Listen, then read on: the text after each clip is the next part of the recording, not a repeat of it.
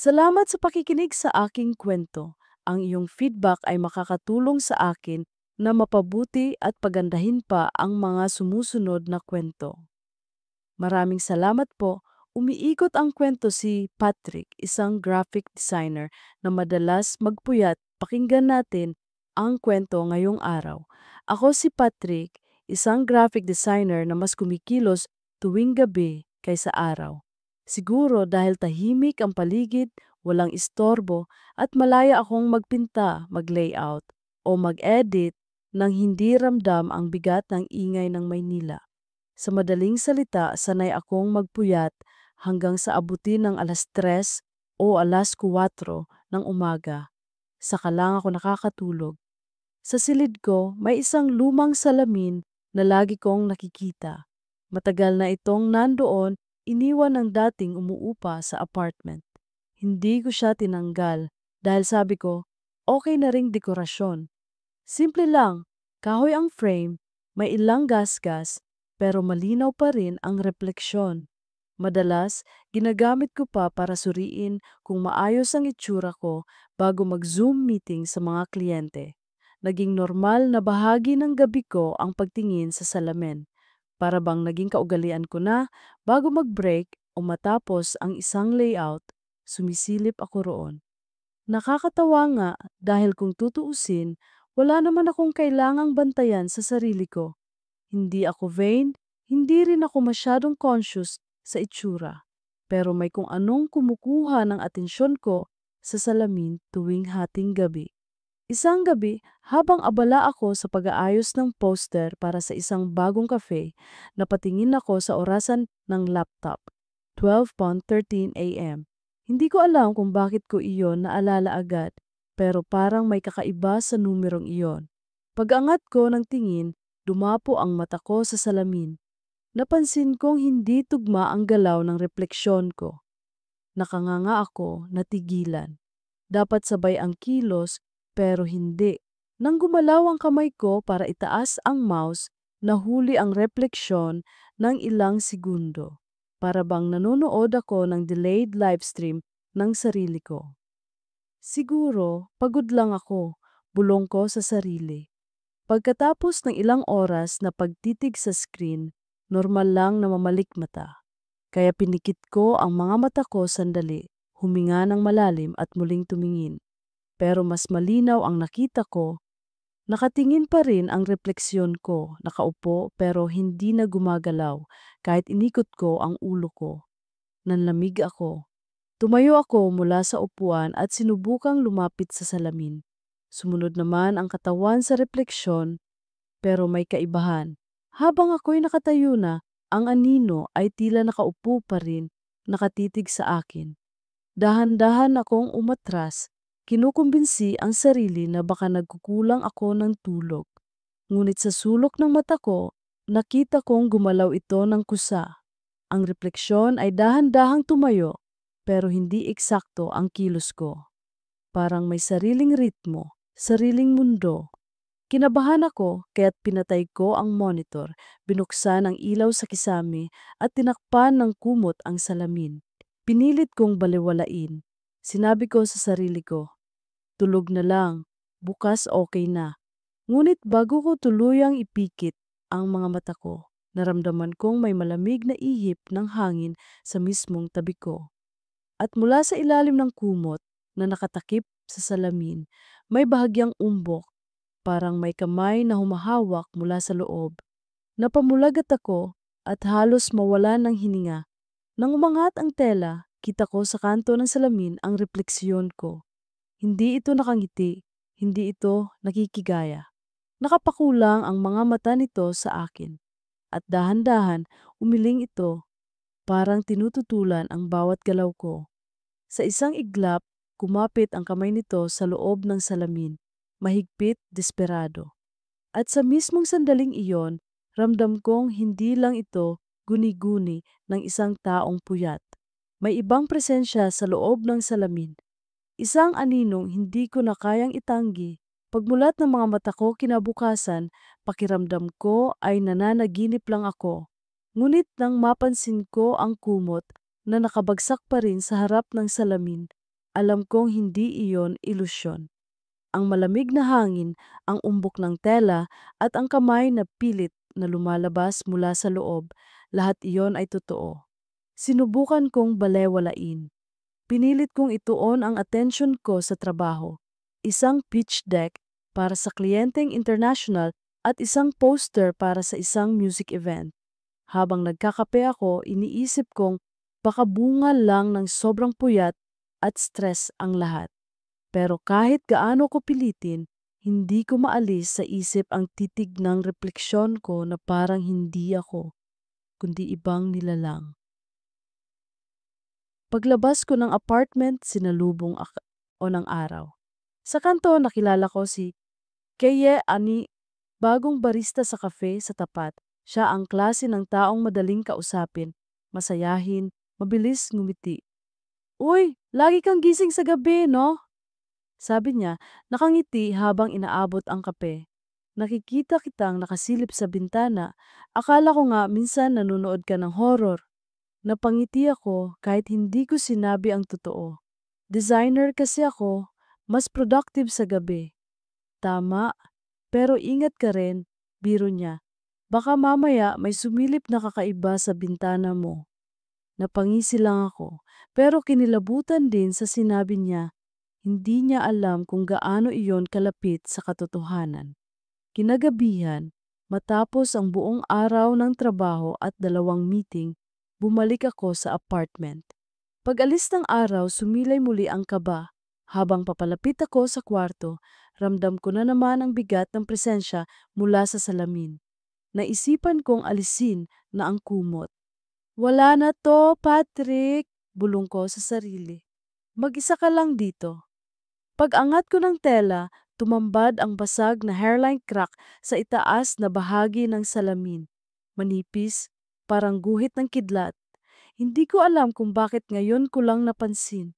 Nilapitan ko at hinaplos. Mainit ang paligid pero ang mismong basag ay malamig na parang yelo. Siguro kaya iba ang reflection, bulong ko. Sirang salamin lang.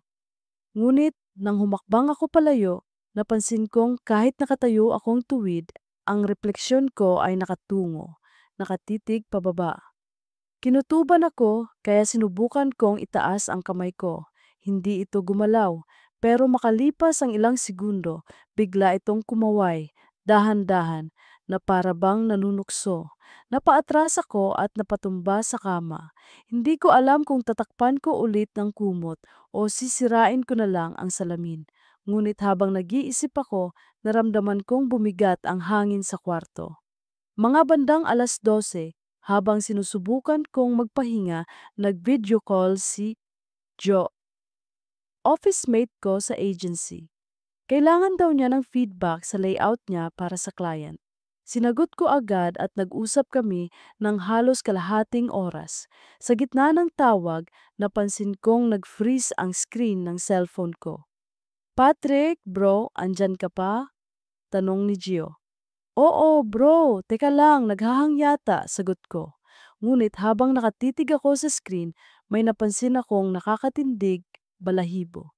Sa likod ko, sa refleksyon ng salamin, may isa pang silweta. Hindi ako yon dahil nakaupo ako mismo sa harap ng kamera. Ang anino ay nakatayo, nakatalikod at dahan-dahang lumalapit, papalapit sa akin. Pare, sino yan sa likod mo? Biglang tanong ni Gio, halatang nagulat. Agad kong nilingon ang paligid ng kwarto. Walang tao. Pagbalik ng tingin ko sa screen, bumalik sa normal ang feed at ako lang ulit ang nasa frame. Wala bro, wala dito. Sagot ko, nanginginig ang tinig. Sigurado ka? May nakita talaga akong nakatayo sa likod mo, sagot niya. Mabilis kong tinapos ang tawag, pinatay ang ilaw at nahiga. Pinilit kong ipikit ang mga mata, pero hindi mawala sa isip ko ang tanong. Kung wala akong kasama sa kwarto, sino ang silwetang iyon sa likod ng salamin?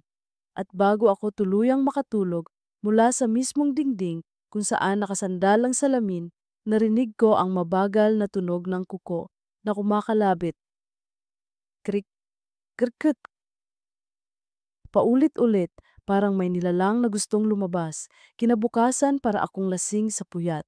Mabigat ang ulo, nalalabo ang paningin, at paulit-ulit kong naririnig sa tenga ko ang kaluskos ng kuko mula sa dingding kagabi. Parang kahit saan ako lumingon, naroon pa rin ang tunog. Pero kailangan kong kumilos. May deadline ako sa isang malaking kliyente at ayokong madagdagan pa ang problema. Habang nakaupo ako sa mesa, bigla kong naalala ang kwento ng nanay ko noong bata pa ako.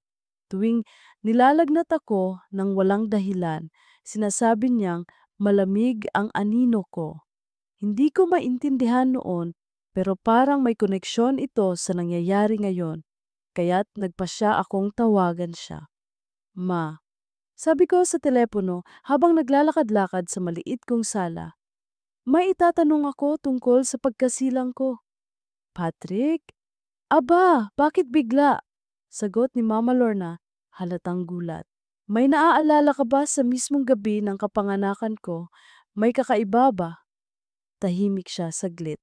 Narinig ko ang paghinga niya malalim bago siya sumagot. Bakit mo tinatanong iyan? May mga bagay lang akong nararanasan. Sagot ko, pilit pinapakalma ang tinig ko. Gusto ko lang malaman ko nang may dapat ba akong alalahanin. Napabuntong hininga siya.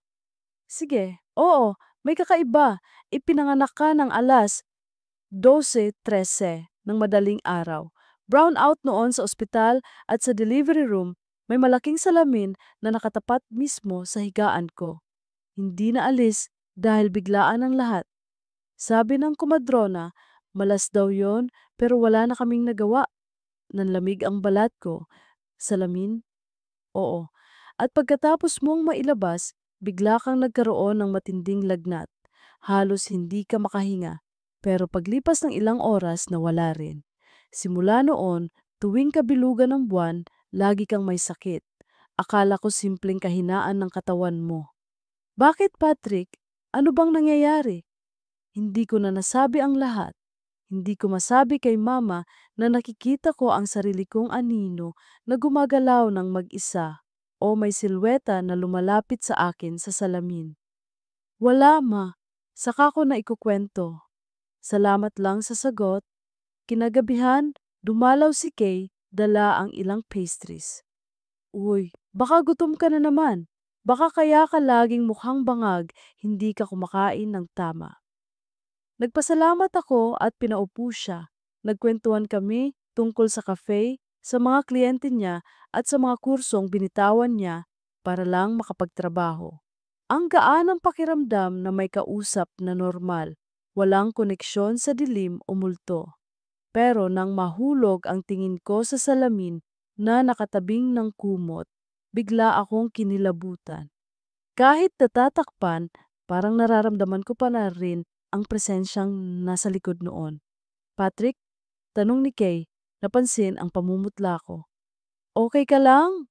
Tumango ako, pilit na ngumiti. Oo, siguro pagod lang. Umuwi siya makalipas ang ilang oras. Ako naman, nakaupo pa rin sa mesa, nakatitig sa kumot na nakatakip sa salamin. At alas 12:13 na naman. Pinilit kong huwag pansinin. Nagbukas ako ng Spotify at pinatugtog ang mga paborito kong lo-fi tracks. Pero sa pagitan ng musika, narinig ko ulit kak- kak- yung tunog ng kuko na dumadaplis sa salamin. Dahan-dahan kong tinanggal ang kumot. Tumambad ang salamin at doon ko nakita ang sarili ko nakaupo sa kama. Pero imbes na hawak ko ang mouse at tumutugtog ng musika, ang refleksyon ko ay nakayuko, hawak ang ulo na parang umiiyak. Hindi totoo.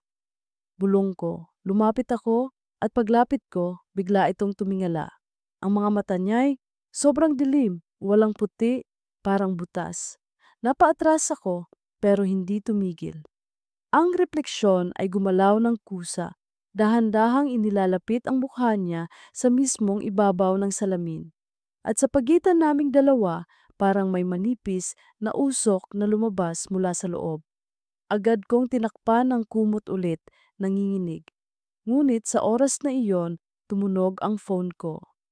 Si Mama tumatawag. Patrick, sabi niya agad nang sagutin ko. Anak, kanina ko lang naalala. Sabi ng kumadrona noon, kapag may salamin sa kapanganakan, may posibilidad na magkaroon ka ng paakambal anino. Hindi tao, kundi nilalang na nakadikit sa'yo. Ang tawag nila, kambal sa dilim. Napahawak ako sa dibdib ko. Kambal anino? Oo, hindi ito basta multo. Nilalang ito na bahagi ng pagkatao mo. Hindi mawawala at hindi rin madaling paalisin. Laging magpapakita kapag mahina ka, kapag puyat, kapag gutom, kapag hindi mo na kayang pigilan. Nanindig ang balahibo ko, hindi lang pala simpleng guni-guni ang lahat. Simula pa noong ipinanganak ako, may nilalang na palaging nakasama ko. At bago tuluyang matapos ang tawag, narinig ko mula sa kabilang linya ang isang kakaibang boses. Hindi kay Mama. Mahina, paos, pero malinaw. Patrick, akin ka! Napabitaw ako sa cellphone at nang pulutin ko ito, patay na ang linya. Sa salamin na nakatakip pa rin ng kumot, may aninong nakabakat, nakangiti. Simula ng tawag na iyon kay Mama, hindi na ako mapalagay. Ang salitang binitawan ng anino mula sa kabilang linya, Patrick, akin ka. Paulit-ulit na umuugong sa tenga ko. Kahit sa araw, habang nagtatrabaho ako, bigla akong napapalingon sa salamin ng bintana o sa screen ng laptop ko. Baka sakaling may ibang refleksyong lumitaw. Kahit anong pilit kung gawing normal ang araw, hindi ko magawa. Tinawanan ko pa nga ang sarili ko sa harap ni Kai nang minsang napadaan siya sa apartment para mag-abot ng libreng kape. Haggard ka, Patrick. Parang 2 araw ka nang walang tulog, sabi niya. Sinabi ko lang na marami akong deadlines, pero alam ko ang totoo, hindi deadlines ang pumapatay sa akin, kundi ang presensyang nakadikit sa salamin. Kinagabihan, wala akong choice kundi bumalik sa probinsya. Hindi ako mapakali sa sinabi ni Mama tungkol sa komadrona. Kung may makakaalam kung anong nilalang ito, si Lola Magda ang iyon, ang komadronang nagluwal sa akin. Kahit matanda na siya, buhay pa raw at nakatira sa bukid. Umuwi ako sakay ng bus. Madilim ang biyahe at habang umaandar kami sa zigzag na daan, pumunta ako sa maliit na CR ng bus. At doon, muntik nang tumigil ang puso ko. May maliit na salamin sa itaas ng gripo. Nang sumilip ako, nakita ko ang sarili kong mukha. Pero may kakaiba. Nakangiti ang refleksyon ko kahit seryoso ako sa totoong buhay. Lumapit pa ito sa salamin at bago ko mailayo ang tingin, may kamay na biglang lumusot mula sa loob. Mahigpit na humawak sa pulsuhan ko. Napasigaw ako at napaatras, halos bumangga sa dingding ng cubicle. Pagtingin ko ulit, normal na ang lahat, pero malinaw ang marka ng daliri sa balat ko, mapula at mahapdi. Pagbalik ko sa upuan, nanginginig pa rin ako. Pinilit kong ipikit ang mga mata hanggang makarating kami sa bayan. Pagdating ko sa bahay ng Lola Magda, sinalubong ako ng amoy ng insenso at lumang kahoy. Siya'y halos 70 taon na, payat, ngunit matalim pa rin ang mga mata. Patrick, sabi niya agad, parang alam na niya kung bakit ako naron. Matagal na kitang hinihintay. Umupo ako at nagtanong, Lola, ano po ba talaga ang kambal anino? Totoo po ba na nakadikit ito sa akin simula nang ipanganak ako? Tumango siya.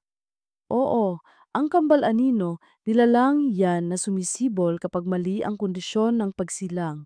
Kapag may salamin, mas lalo. Sa oras ng paglabas ng sanggol, kung nakabukas ang daan sa salamin, hindi lang ang bata ang lumalabas. May isa pang nilalang na nakadikit, aninong kumakapit. Hindi ito multo. Isa itong kakambal na walang katawan, nakatira sa refleksyon. Napalunok ako. Ano nang ibig sabihin? Masama po ba siya? Hindi agad, sagot niya.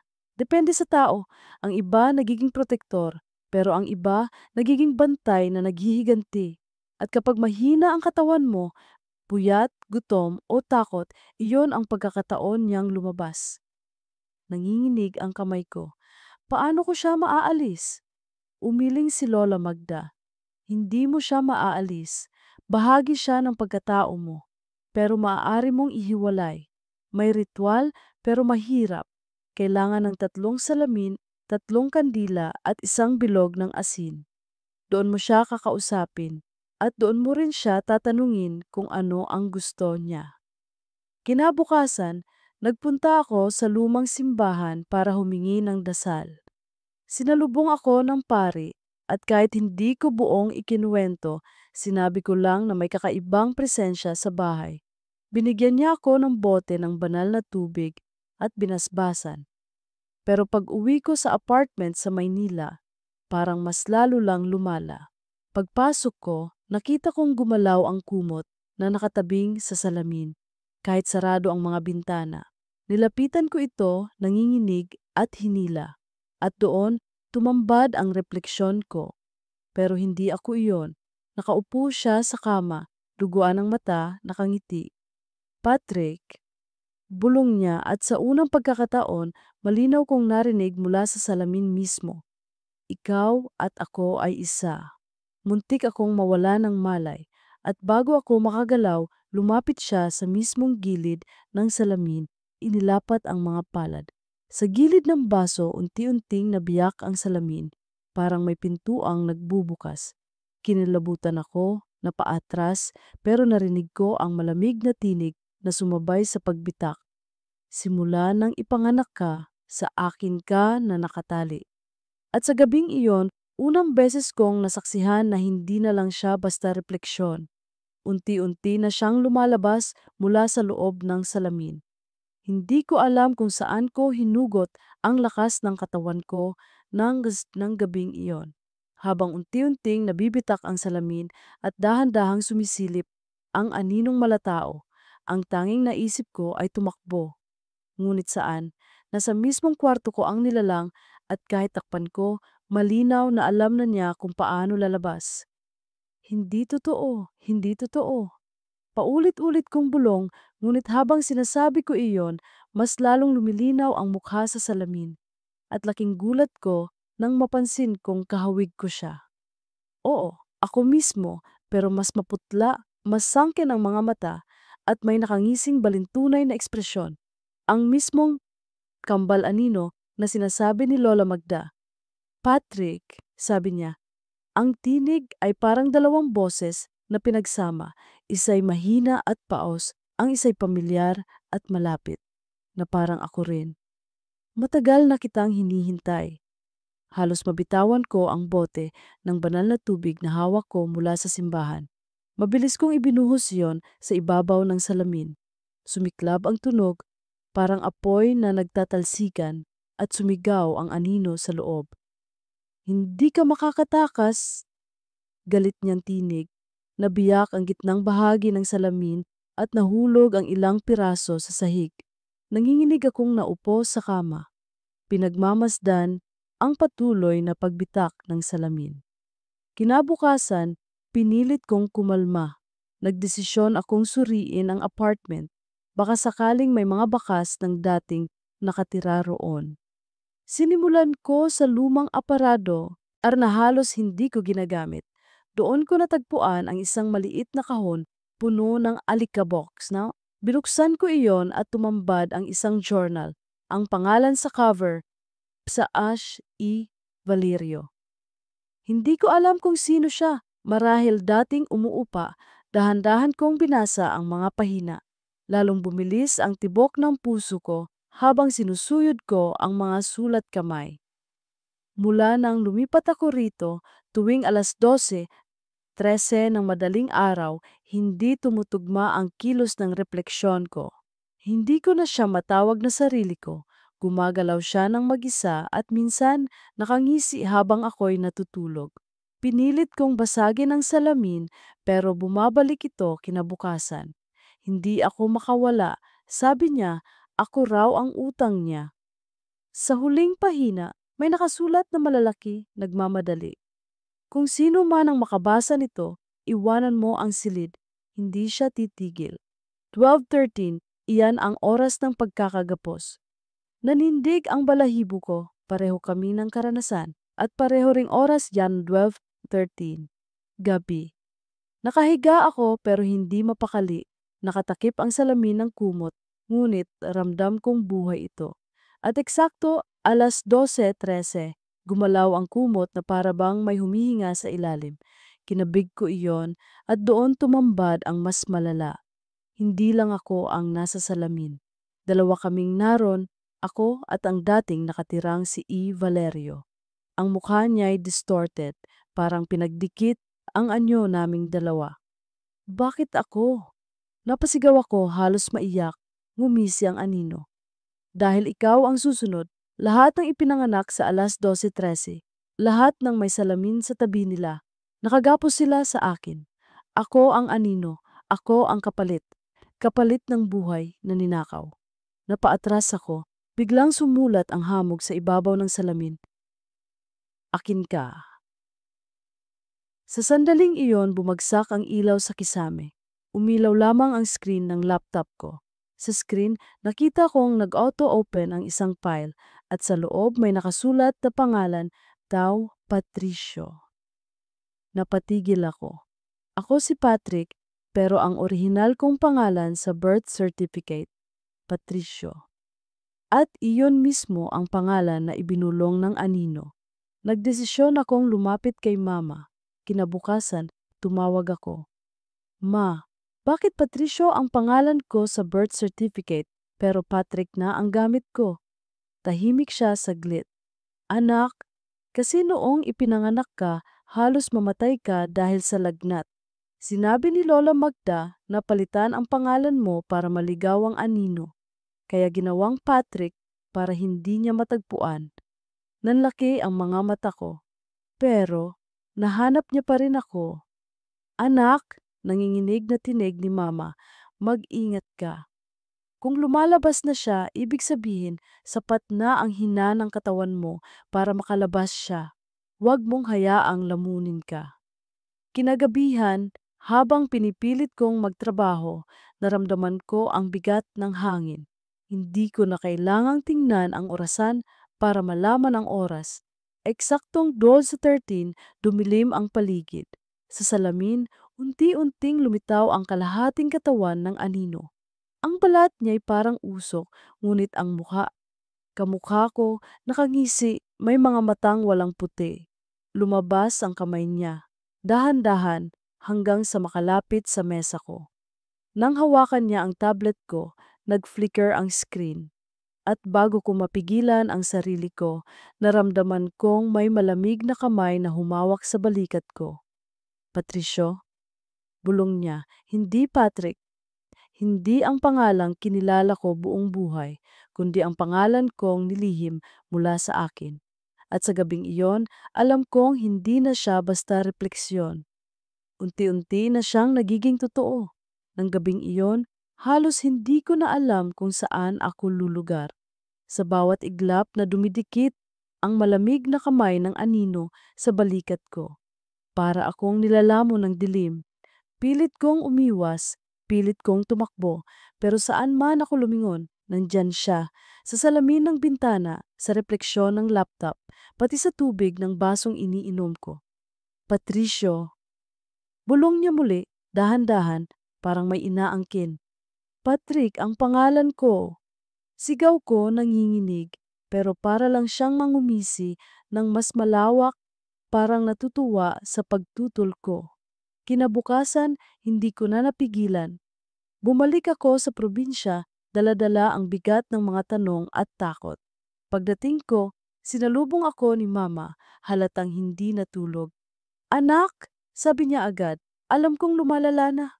Kita ko sa mata mo, may mga bilog na itim na parang hindi sa tao. Umupo kami sa kusina at doon niya muling binanggit si Lola Magda. Ang sabi ng lola mo, may paraan para subukan ang paghiwalay, pero hindi garantiya, mahirap at delikado. Agad akong napatingin. Kahit ano ma, basta't matapos lang ito. Hindi ko na kayang mabuhay nang may aninong kumakapit sa akin. Hapon, nagtungo kami ni Mama sa bahay ni Lola Magda. Amoy insenso ang paligid, at sa mesa niya nakahanda ang 3 salamin. Isa sa gitna, 2 sa gilid, pabilog ang ayos. May 3 kandila rin, tig-isa sa bawat salamin at asin na ikinakalat sa sahig para bumuo ng bilog. Patrick, malumanay na sabi ni Lola Magda. O kung dapat kong tawagin ka sa tunay mong pangalan, Patricio. Handa ka na ba? Napakagat ako sa labi, pinipigilang umiyak. Oo, Lola, handa na. Pagsapit ng gabi, sinimulan ang ritual. Umupo ako sa gitna ng bilog ng asin, nakaharap sa salamin. Sinindihan ang 3 kandila at isa-isa kong naramdaman ang bigat ng hangin sa paligid. Inyong salamin maging daan ng katotohanan, bulong ni Lola, habang inaawit ang mga sinaunang dasal. Sa una, normal lang. Nakikita ko ang sarili kong refleksyon. Ngunit nang sumapit ang alas 12:13, unti-unting nagiba. Ang anino ay naroon muli, nakangisi, nakatayo sa likod ko. Pero sa 3 salamin, hindi sabay-sabay ang kilos niya. Sa isa nakayuko, sa isa nakataas ang kamay, sa isa nakangisi na parang mabaliw. Tanungin mo siya, utos ni Lola. Napalunok ako. Sino ka ba talaga? Sumagot siya sa pabaligtad na tinig. Ako'y ikaw, at hindi ikaw. Ako ang iniwang takot, ako ang luhang itinago. Ako ang kapalit na nilikha sa oras ng pagsilang. Nanginginig ang boses ko. Ano ang gusto mo? Biglang kumislap ang 3 kandila, sabay nagsalita ang anino sa lahat ng salamin. Kalayaan, katawan, ang mundo mo. Nanlamig ang buong katawan ko. Naramdaman ko ang presyur na parabang hinihila ako palabas ng sarili kong katawan. Ang mga daliri ko nanginginig. Ang mga mata ko lumalabo. Lola, sigaw ko nanginginig. Labanan mo siya, Patrick! Sigaw niya pabalik. Tanggapin mong siya'y bahagi mo, pero hindi ikaw mismo. Pinilit kong kumapit sa misa. Pinikit ang mga mata, ngunit sa loob ng dilim ng aking isipan, naroon siya, isang bersyon ko na nakatayo, nakayuko, walang mukha kundi dilim. Kung ako'y tatanggihan mo, sabi niya, ako ang lalabas. Ikaw ang mawawala. Nang dumilat ako, napansin kong may nabiyak sa gitnang salamin. Mula sa bitak, unti-unting lumalabas ang kamay ng anino. Totoong kamay, itim, malamig, ngunit mahigpit. Sinubukan kong umatras, pero hawak ako ng ritual. Pinilit kong abutin ang scarf na iniabot ni Mama bilang proteksyon. May dasal na nakaburda. Idinikit ko iyon sa kamay ng anino. Napahiyaw siya, umatras saglit, ngunit hindi tuluyang nawala. Hindi ka makakatakas, Patricio. Sa akin ka! At sa iglap na iyon, tumilapon ang gitnang kandila at namatay. Pagkatapos ng ritual, basang-basa ako ng pawis. Nang hina ako, halos mawala ng malay. Sabi ni Lola, hindi pa tapos. Bumalik siya dahil mahina ka, hanggat hindi mo kayang tanggapin ang buong sarili mo. Ang takot, ang galit, pati ang sakit, mananatili siyang kakabit sa'yo. Ngunit paano ko tatanggapin ang isang nilalang na malinaw na gustong angkinin ang katawan ko? Kinabukasan, bumalik ako sa Maynila. Kailangan kong ituloy ang trabaho kahit halatang wala na ako sa hulog. Si Kay, napansin ang bigat ng katawan ko. Patrick, parang lumulubog ka na. Kung kailangan mo ng kausap, nandito lang ako, sabi niya. Napangiti ako, pero hindi ko sinabi ang totoo. Paano ko ipapaliwanag na may aninong lumalabas sa salamin at gusto akong angkinin? Gabi. Alas 2:13. Wala nang laman ang gitnang salamin. Nabiyak na ito mula sa ritual. Ngunit sa gilid ng kwarto, sa salamin ng bintana, naroon siya. Buo ang katawan, nakatayo sa gilid ng kama. Lumabas siya. Hindi na usok, hindi na refleksyon. Isa ng buo, mabigat, nakakatindig, balahibo. At sa gabing iyon, unang beses kong kaharap ang sarili kong kambal anino sa labas ng salamin. Hindi ko maipaliwanag ang takot na dumaloy sa katawan ko ng gabing iyon. Ang anino, ang nilalang na kamukhang kamukha ko pero mas madilim, mas malamig, mas puno ng galit, ay nakatayo na ngayon sa mismong silid ko. Hindi na siya nakakulong sa salamin. Nandoon siya, nakaharap sa akin, nakangisi at bawat hakbang niya ay parang may kasamang alingawngaw ng basag na salamin. Patricio. Bulong niya gamit ang boses na parang hinugot mula sa kailaliman. Oras na. Napalunok ako, hindi makagalaw. Ang mga tuhod ko'y nanginginig, parang gusto nang bumigay. Gusto kong tumakbo palabas ng kwarto, pero alam kong kahit saan ako pumunta, susundan niya ako. Hindi kita kailangan. Sabi ko, pilit pinatitibay ang boses ko. Hindi ikaw ang ako. Ngumiti siya, isang ngiting mas malupit kaysa dati. Kung wala ako, matagal ka nang patay. Ako ang sumalo ng lahat ng sakit mo noong sanggol ka. Ako ang nagdala ng kamalasan para hindi ka lamunin.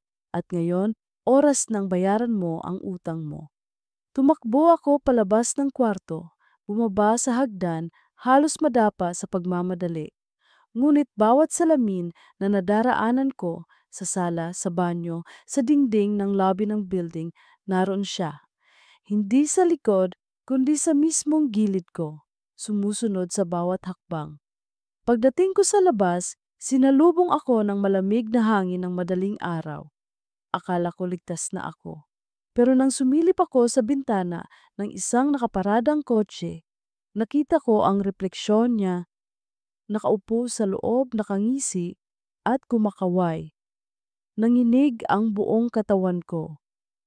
Kinabukasan, pinilit kong humingi ng tulong kay Kay.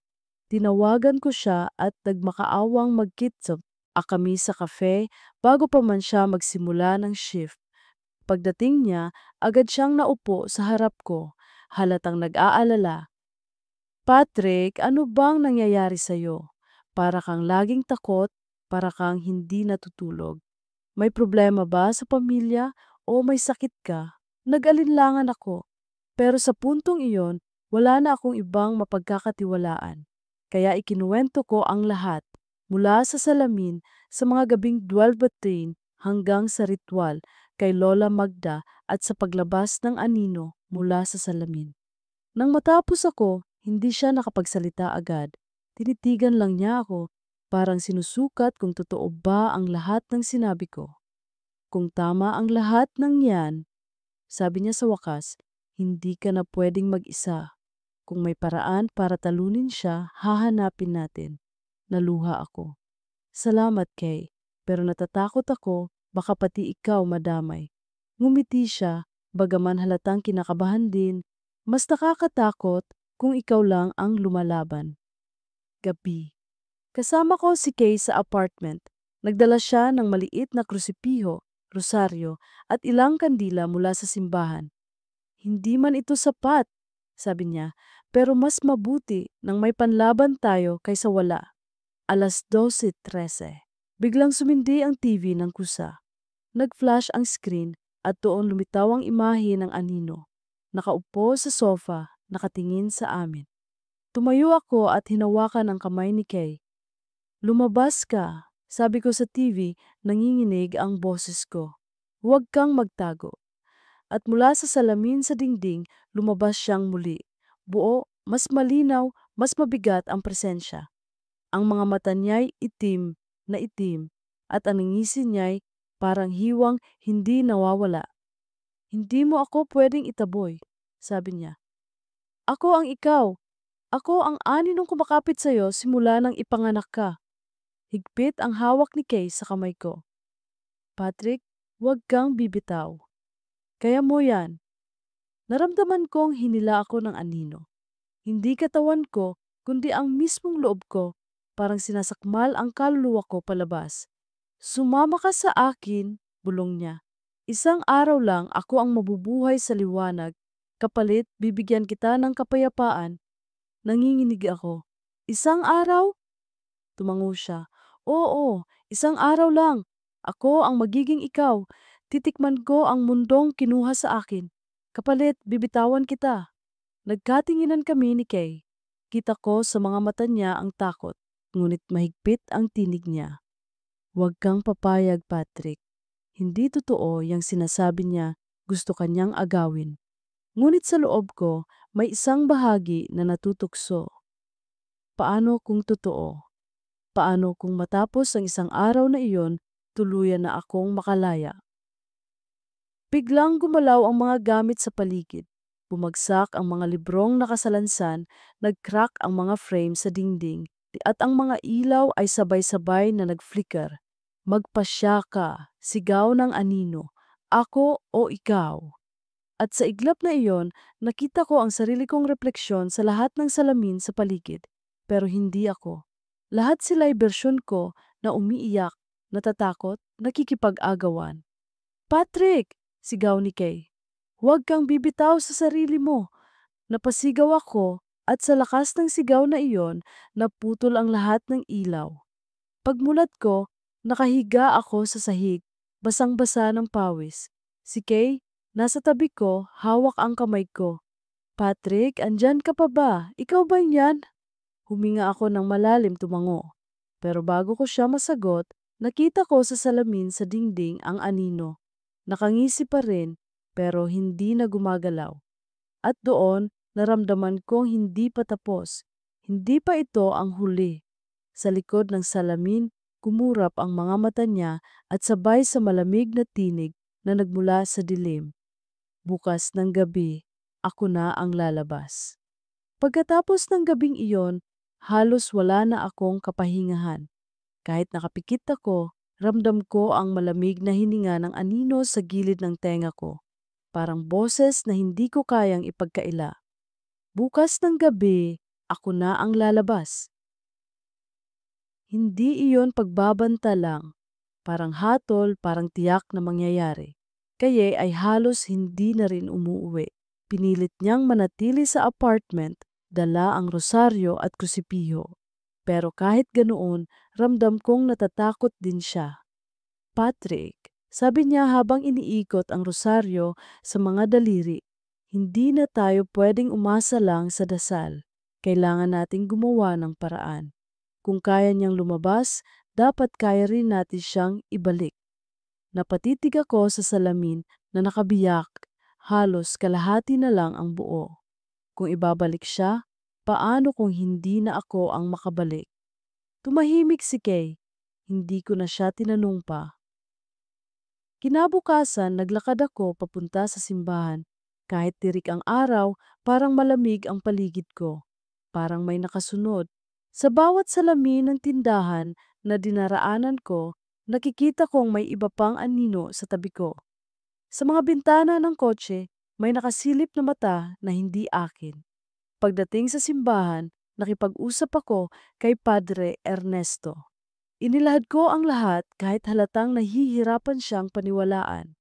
Pero nang ipakita ko ang mga marka sa pulsuhan ko, mga bakas ng kamay na tila sinunog ng lamig, napabuntong hininga siya. Hindi ako eksorsista, sabi niya. Pero alam kong may mga bagay na hindi kaya nang ipaliwanag ng lohika. Kung totoo ang sinasabi mo, isa lang ang paraan. Harapin mo siya. Hindi siya mawawala hanggat hindi mo siya kinikilala. Paano kung lamunin niya ako? Tanong ko. Tumingin siya sa akin ng diretsyo. Mas malala ang mangyayari kung tatakbuhan mo siya. Ang anino, kapag hindi hinarap, mas lalong lumalaki. Gabi. Huling gabi. Eksaktong alas 12:13, nagising akong basang-basa ng pawis. Si Kay ay nasa tabi ko, mahigpit ang hawak sa rosaryo. Sa paligid, nagsimulang umingay ang mga dingding, parang may kumakaskas mula sa loob. Ang mga ilaw ay sabay-sabay na nag-flicker at ang mga salamin sa kwarto, kahit ang maliit sa cellphone ko, ay sabay-sabay na nagpakita ng iisang imahe. Ang anino, nakangisi. Dahan-dahang lumabas siya mula sa pinakamalaking salamin, buo, mabigat, at mas malinaw kaysa dati. Hindi na siya usok. Isa na siyang nilalang na halos kamukha ko, maliban sa mga matang walang puti at ngiting puno ng kasakiman. Patrick o Patricio, sabi niya, oras na. Ang mundo mo akin na. Napaatras ako, pero hindi na ako tumakbo. Naalala ko ang sinabi ni Padre Ernesto. Harapin mo siya. Kaya tumayo ako, tiningnan siya ng diretso kahit nanginginig ang tuhod ko. Kung totoo ngang bahagi kita, sabi ko, hindi na kita itataboy. Pero hindi mo rin ako pwedeng agawin. Hindi ako lalaban sa'yo para itanggi ka. Lalaban ako para tanggapin na hindi kita kailangan. Ngumisi siya, mas malupit. Tanggapin? Hindi mo ako kayang tanggapin. Ako ang lahat ng itinatago mo. Takot, galit, hiya, lahat ng sakit na hindi mo inamin. Ako ang ikaw. At kapag ako ang lumabas, malaya ka na. Hindi. Sagot ko, nanginginig pero matatag. Hindi kalayaan ang ibibigay mo. Pagkawala, hindi ko kailangan ng kapalit.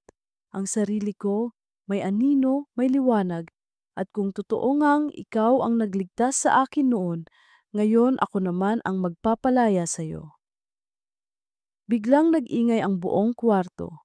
Pumutok ang mga bumbilya, bumagsak ang mga gamit, at sa salamin, nagkabitak-bitak na parang sasabog. Si Kai ay sumisigaw ng dasal, hawak ang krusipiho sa hangin. Ang anino ay lumapit sa akin, pilit akong hinahawakan. Naramdaman ko ang malamig niyang palad sa dibdib ko, parang hinihila ang kaluluwa ko palabas.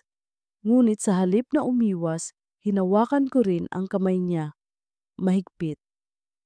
Kung ako nga ang ikaw, sabi ko, hindi kita papatayin, pero hindi rin kita hahayaang maghari, dito ka matatapos.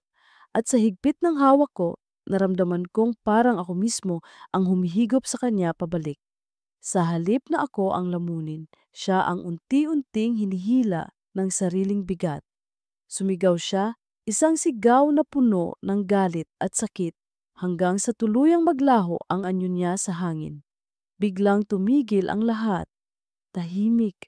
Ang hangin ay gumaan at ang salamin ay tuluyang nabasag, nahulog sa sahig bilang pira-pirasong bubog. Wala nang anino. Nang bumaling ako kay Kay, halos maiyak siya sa pagod at takot. Patrick, tapos na ba? Huminga ako ng malalim. Oo, tapos na. Ngunit alam kong hindi iyon buong katotohanan. Hindi siya tuluyang nawala. Nasa loob ko pa rin siya, isang bahagi ng pagkatao ko. Ngunit ngayon, hindi na siya may hawak sa akin. Ako na ang may hawak sa kanya.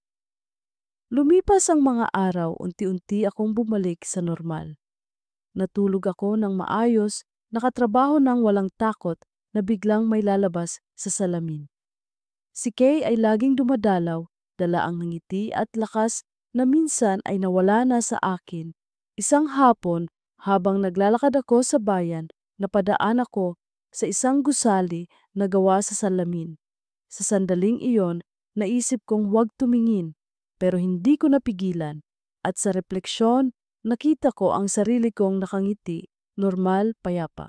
Ngunit bago ko ilayo ang mata ko, may bahagyang kumurap sa gilid. Isang pares ng matang madilim, mabilis na naglaho. Hindi ako natakot. Ngumiti lang ako, mahina at bumulong.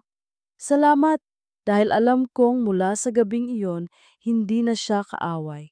Isa na lang siyang paalala na may anino ang bawat tao. At kung haharapin mo ito, hindi ka na muling matatalo.